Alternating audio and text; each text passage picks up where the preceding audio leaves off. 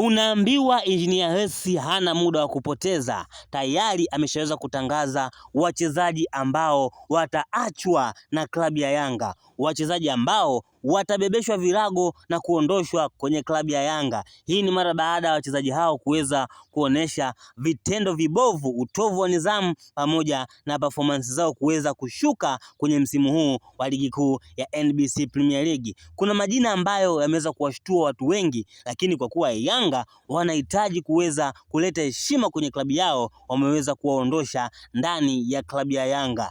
Wafuatao ni wachezaji ambao wataenda kuondoka kwenye klabu ya Yanga.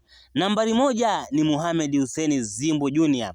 Huyu ni mchezaji ambaye aliweza kusajiliwa na wanayanga, waliweza kumpokea kwa mbwembo sana kutokea upande wa pili, na aliweza kufika kwenye klabu ya Yanga na akawa ni mchezaji ambaye ni tegemeo, lakini ghafla tu tumeacha kumuona Mohamed Hussein.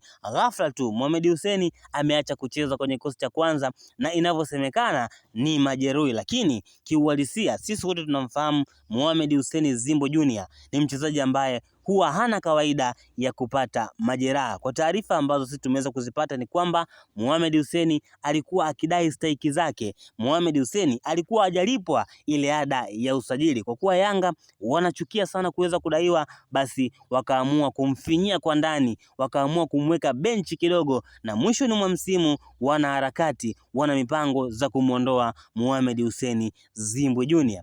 Mchezaji mwingine ni Bakari Nondo Mwamnyeto, kapteni kabisa wa timu ya Yanga, na yeye msimu ujao hatutaweza kumuona kwenye jezi za njano pamoja na kijani. Yanga wameamua kuachana na Bakari Nondo Mwamnyeto, na hii ni mara baada ya kuona kiwango cha Bakari Nondo Mwamnyeto kimeshaweza kushuka, na hii ni mara baada ya kuona hawana shida naye kwa sasa, hivyo wameamua kuweza kumtoa Bakari Nondo Mwamnyeto kwenye kikosi cha Yanga, na wana mpango wa kumreplace Mtanzania mwingine ambaye atachukua nafasi ya Bakari Nondo Mwamnyeto, ambaye ameweza kutenda makubwa sana kwenye klabu ya Yanga, ameweza kunyanyua vikombe vingi sana Bakari Nondo Mwamnyeto. Na mchezaji wa tatu, huyu ni Djigui Diarra. Huyu ni mmoja kati ya wachezaji ambao ni tegemezi sana kwenye klabu ya Yanga, lakini kitu ambacho kinamuondoa kwenye kikosi cha Yanga, kitu ambacho viongozi wa Yanga wameweza kukizingatia ni jeuri na utovu wa nidhamu ambao Diarra amekuwa akionyesha kwenye siku za hivi karibuni, na hii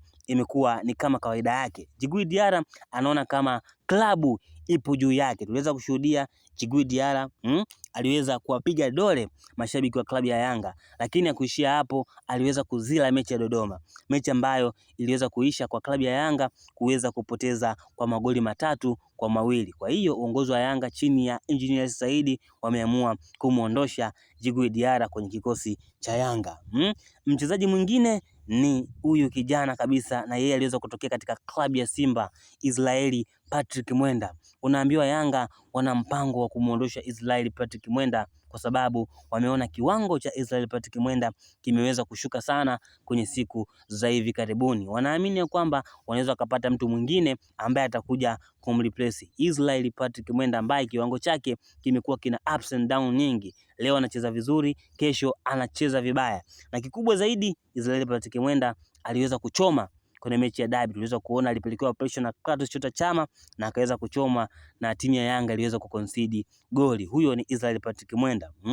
Lakini mchezaji mwingine ni Damaro Mohamed Kamara, mchezaji ambaye na yeye aliweza kusajiliwa kwa mbwembwe kubwa kuingia katika kikosi cha Yanga. Wengine walisema ya kwamba huyu kijana ni msukuma kabisa kutoka kule jijini Mwanza ili aweze kupata nafasi ya kujiunga na klabu ya Yanga. Yeye kama Mtanzania, kama ambavyo tunafahamu basi klabu ya Yanga pale walikuwa wamejaa Watanzania, kwa hiyo walimsajili Damaro yeye kama Mtanzania, na Yanga wana mpango wa kumuondosha, kuachana kabisa na Damaro. Lakini mchezaji mwingine ambaye timu ya Yanga imeamua kumwacha ni Emmanuel Mwanengo. Kijana inaonekana pressure imekuwa ni kubwa, timu ni kubwa kuliko profaili ya Emmanuel Mwanengo. Lakini mchezaji mwingine wa mwisho ambaye huyu profaili yake ni kubwa kidogo, na wana Yanga waliweza kumpokea vizuri sana lakini mwisho wa siku tukaona performance yake imeweza kushuka. Aliweza kufunga magoli machache ndani ya mechi chache, lakini baada ya hapo basi mambo yakuwa mazuri. Hapa namsemea Depu Aurelien, mmoja kati ya wachezaji ambao ni clinical finishing, lakini kwa sasa kiwango chake kimeweza kushuka na klabu ya Yanga imeamua kuachana naye mwishoni mwa msimu.